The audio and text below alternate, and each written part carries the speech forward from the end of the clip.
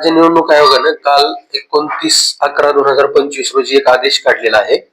त्यानुसार ज्या नगर परिषद निवडणूकमध्ये लोकांनी छाननीच्या निर्णयाविरुद्ध मान्य न्यायालयामध्ये अपील दाखल केलं होतं, त्या अपीलाचा निर्णय 22 नोव्हेंबर 2025 रोजीच्या नंतर लागलेला आहे.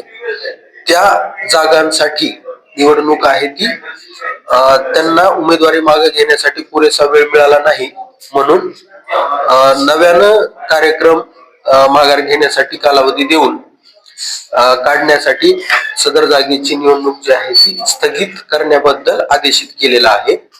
आणि त्यासाठीच्या निवडणूक आहेत ते 4 नोव्हेंबर 2025च्या निवडणूक कार्यक्रमानुसार घेऊ नये असे आदेशित केलेले आहे. वसमत नगर परिषद मध्ये अध्यक्षपदासाठी एकूण आपल्याकडे अध्यक्षपदासाठी 3 व्यक्तींनी अपील दाखल केले होते आणि सदस्य पदासाठी 7 व्यक्तींनी अपील दाखल केले होते. त्यापैकी 3ही अध्यक्षपदाच्या उमेदवारांना 25 नोव्हेंबर 2025 रोजी म्हणजे 22 तारखेच्या नंतर मान्य न्यायालयाने आदेश देऊन त्यांना पात्र असल्याचं घोषित केलं होतं. त्यामुळे त्यांना 25 तारखेनंतर पुढे 3 दिवसचा कालावधी उमेदवारी मागे घेण्यासाठी मिळाला नाही.